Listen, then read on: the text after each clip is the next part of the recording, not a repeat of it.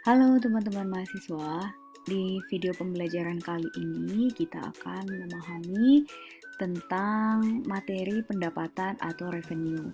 Nah, untuk materi ini ada beberapa poin-poin yang kita mesti perhatikan lebih dalam karena sebenarnya ada juga beberapa poin yang sudah kita dapatkan di um, mata kuliah sebelumnya, khususnya di mata kuliah pengantar akuntansi seperti itu ya. Jadi beberapa hal penting yang akan kita bahas mulai dari pedoman pengakuan pendapatan, kemudian bagaimana pengukuran dan pengakuan pada saat penjualan terjadi, dan ini yang masih agak asing mungkin buat teman-teman, bagaimana pengakuan untuk pendapatan dari kontrak jangka panjang, di mana nanti kita akan memahami dua metode ya. Nah, ini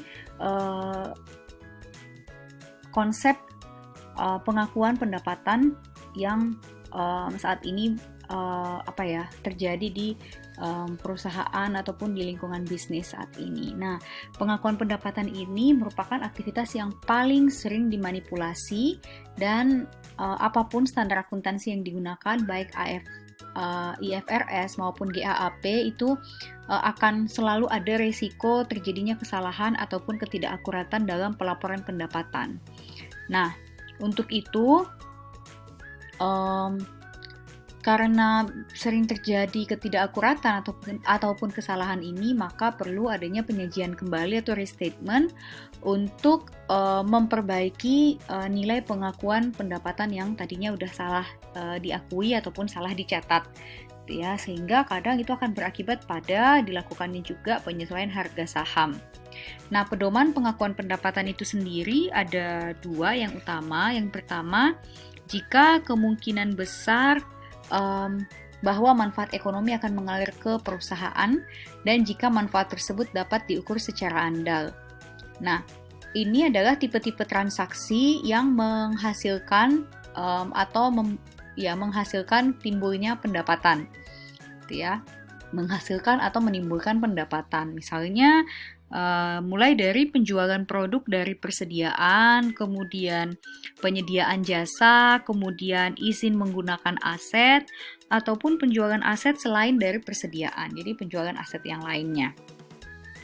Nah, ini lengkap di buku Anda pada halaman 236 ya. Ini hanya ilustrasi berkaitan dengan pengakuan pendapatan dan kapan pendapatan tersebut akan diakui. Jadi contohnya, pada penjualan produk dari persediaan itu biasanya akan diakui pada saat tanggal penjualan atau pada saat tanggal pengiriman apabila barang tersebut harus dikirim terlebih dahulu dari si penjual ke pembeli. Kemudian kalau misalnya pendapatan itu diperoleh dari penyediaan jasa, maka pengakuan pendapatan dilakukan pada saat jasa itu dilakukan dan sudah pasti dapat ditagih kepada si penerima jasa. Dan seterusnya ya. Jadi ini nanti bisa diperhatikan baik-baik oleh teman-teman dan saya yakin juga dijelaskan oleh teman-teman yang presentasi. Nah, untuk pengukuran pendapatan atas penjualan, ya, pendapatan itu harus diukur sebesar fair value yang diperkirakan akan diterima, atau teman-teman sering mendengar dengan istilah piutang dagang. Nah, biasanya dalam penjualan ini, biasanya kan ada diskon penjualan ya, sehingga diskon penjualan ini nantinya akan mengurangi jumlah yang akan diterima, atau dengan kata lain juga mengurangi piutang dan pendapatan. Selain itu, apabila terjadi penundaan pembayaran, penjual harus menetapkan tingkat bunga untuk selisih antara kas dan jumlah yang ditunda pembayarannya. Jadi kadang kalau teman-teman ingat, kadang kita menjual barang, ada piutang, tapi ternyata pada saat tanggal jatuh tempo, piutang tersebut tidak dapat dilunasi. Maka si pembeli barang tersebut akan menerbitkan wesel tagih, ya, sehingga perlu ada penentuan berapa bunga untuk wesel tagih tersebut. Kira-kira seperti itu ilustrasinya. Nah, ini adalah contoh ya dari halaman 238 sih saya rasa. Ini adalah contoh dari Samsung Company ya. Jadi teman-teman nanti bisa lihat di halaman 239, Samsung Company memiliki perjanjian dengan pelanggannya yang menyatakan bahwa perusahaan akan memberikan diskon sebesar 3% kepada para pelanggannya jika mereka membeli paling sedikit 2 juta euro produknya selama 1 tahun. Pada tanggal 31 Maret 2011, Sensang melakukan penjualan senilai 700.000 euro kepada Arctic. 2 tahun sebelumnya, Sensang menjual lebih dari 3 juta euro kepada Arctic dalam periode 1 April hingga 31 Desember. Jadi di sini mau dilihat bahwa sampai 31 Maret aja penjualannya sudah mencapai angka 700.000. Nah, berdasarkan pengalaman tahun-tahun sebelumnya, penjualan mulai dari April sampai Desember itu sampai 3 juta gitu. Jadi kalau begini kan mengindikasikan bahwa kemungkinan besar di akhir Desember nanti pastinya sudah akan lebih dari 3 juta gitu, atau lebih dari 2 juta karena syaratnya adalah membeli paling sedikit sebanyak 2 juta supaya bisa dapat diskon. Nah, pertanyaannya, berapa banyak pendapatan yang diakui oleh Sensang pada 3 bulan pertama tahun 2011? Nah, kalau seperti ini, karena diperkirakan bahwa di akhir periode atau di akhir Desember nanti akan diperoleh diskon, gitu ya, maka di tanggal 31 Maret itu, kita sudah harus mengakui jumlah pendapatan setelah dikurangi dengan diskon yang 3% tadi. Seperti itu. Ya. Kas pada piutang usaha pada penjualan, dan apabila ini kasusnya, apabila pelanggan meet the discount threshold atau dia pelanggan memenuhi persyaratan untuk mendapatkan diskon. Persyaratannya apa? Persyaratannya ialah nanti sampai akhir Desember benar-benar dapat nilai penjualan sampai lebih dari 2 juta, maka jurnal untuk tanggal 31 Maret ini, jurnal ini ialah kas di debit dan piutang dagang di kredit. Gitu ya. Lalu, kalau misalnya pelanggan Sensang ini tidak mampu memenuhi batas diskon, maka Sensang akan mencatat kembali pengembalian atau kasnya dianggap sebesar tetap 700.000, piutang dagangnya 679.000, dan potongan penjualan dikorbankan atau di buku Anda disebut diskon penjualan yang hangus atau batal diperoleh oleh si pembelinya Sensang, sehingga sebesar 21.000. Jadi 21.000 itu diperoleh dari 700.000 kali 3%. Nah, oke, ini untuk pengukuran pendapatan penjualan ya. Nanti teman-teman bisa lihat, kita lihat contohnya saja ya. Ini misalnya tanggal 1 Juli SEK Company menjual barang kepada Grand Company seharga 900.000 secara non-tunai dengan menerima wesel tagih tanpa bunga. 4 tahun dengan nilai pokok 1.416.163 euro. Biaya persediaan barang tersebut tercatat sebesar 590.000 di pembukuan SEK. Pertanyaannya, berapakah pendapatan yang harus dicatat oleh SEK Company pada tanggal 1 Juli 2011? Nah, jawabannya adalah di tanggal 1 Juli 2011, SEK tetap harus mencatat pendapatan sebesar 900.000 karena aturannya ialah kita mengukur pendapatan pada nilai wajar. Ya, di buku Anda menggunakan istilah wesel tagih, tidak masalah. Lalu kemudian pertanyaan yang berikutnya ialah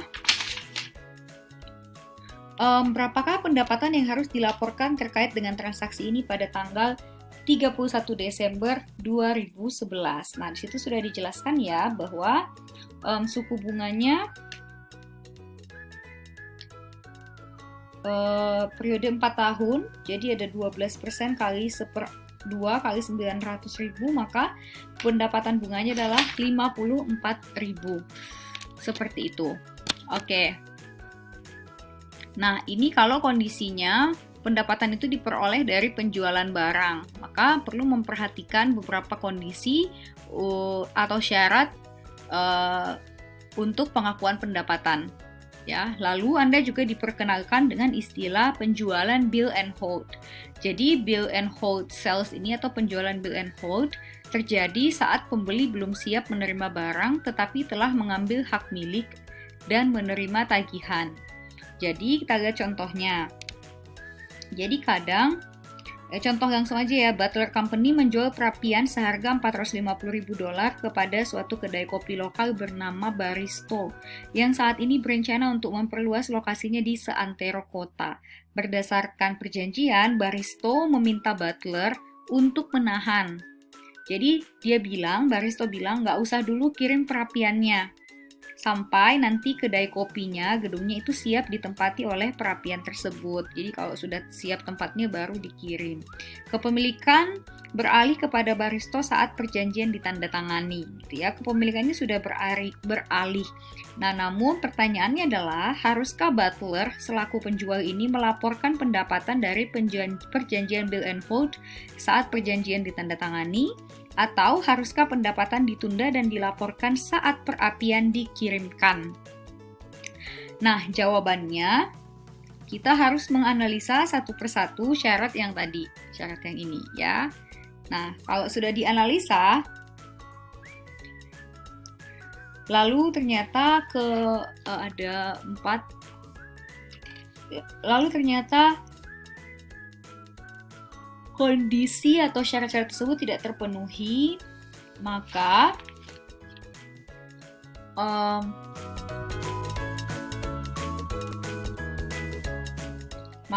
tidak perlu dicatat,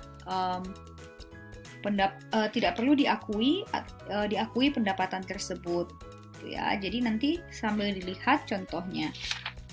Oke, selain itu ada penjualan layaway. Ya, nanti bisa sambil dilihat. Ada juga penjualan dengan instalasi atau inspeksi. Ya. Nah, selanjutnya saya mau masuk dulu ke pendapatan. Untuk teman-teman boleh buka bukunya pada halaman 250.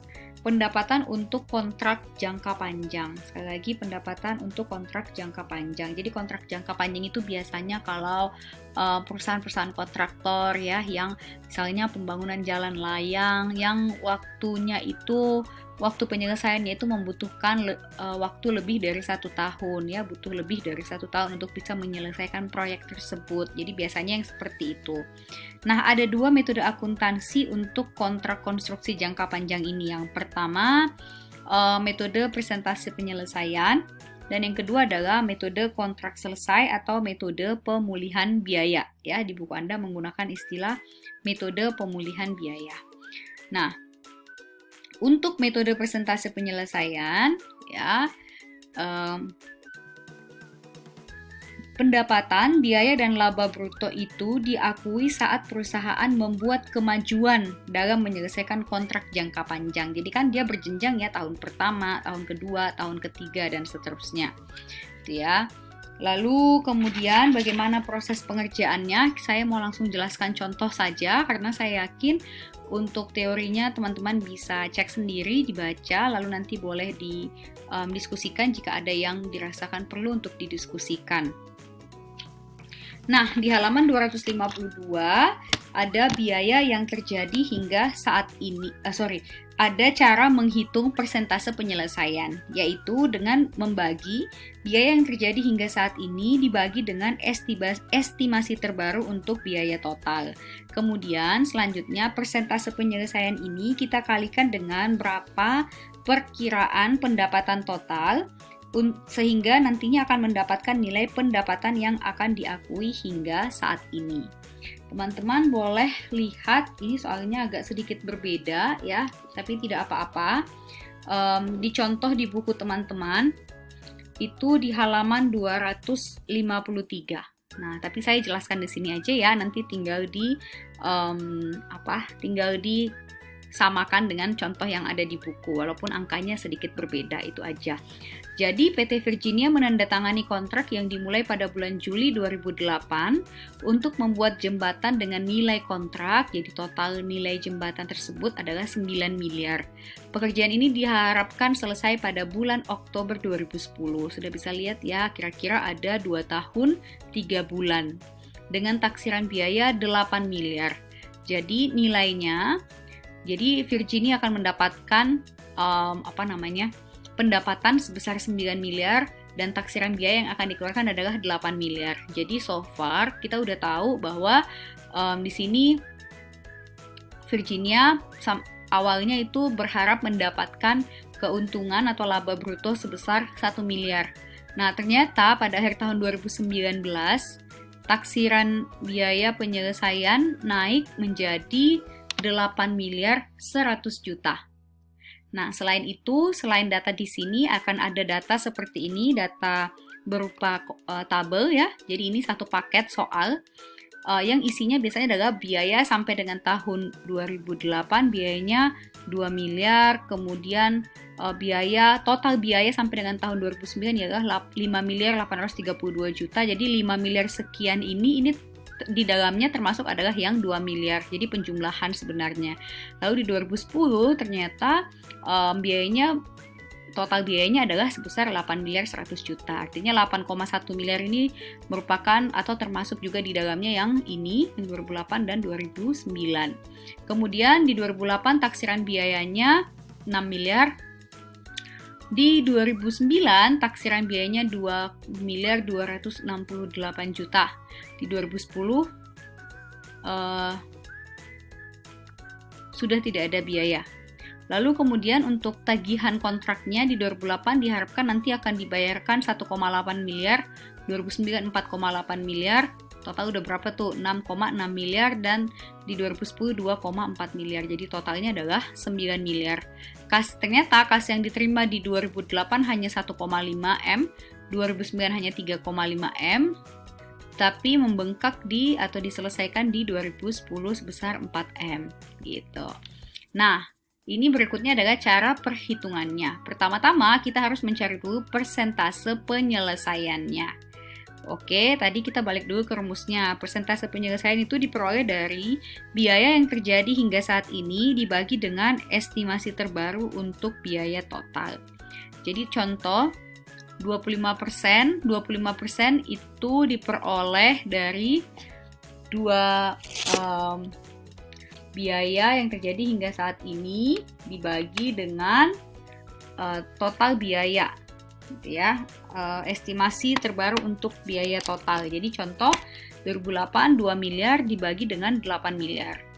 Sedangkan di 2009 karena total biayanya meningkat, maka di sini 5,832 dibagi 8,1 miliar.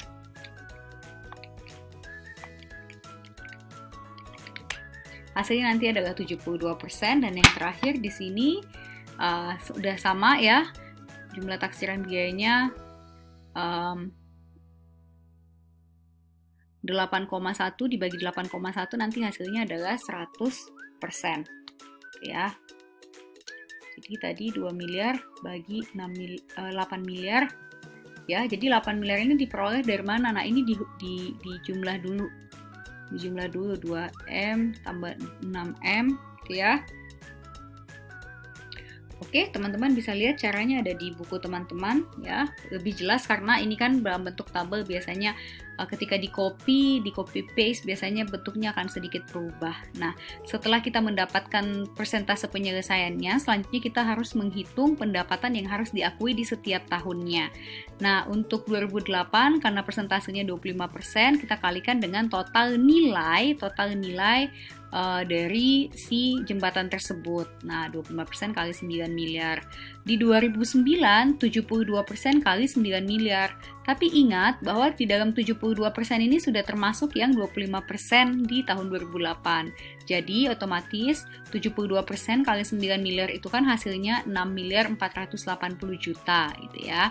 Tapi kalau kita hanya mau mencari untuk yang 2009 khusus 2009, maka 6,48 M ini kita kurangi dengan yang dari 2,25 M di tahun 2008 sehingga pendapatan tahun 2009-nya hanya 4,23 M. Nah, selanjutnya di 2010 ingat sama hasilnya 9M tapi dalam 9M ini kan termasuk 2008 dan 2009. Maka 9M ini teman-teman langsung kurangi dengan total yang ini dan yang ini hasilnya atau hasilnya yang 6,48. Jadi didapatkan bahwa pendapatan di tahun 2010 ialah 2,52 M. Gitu.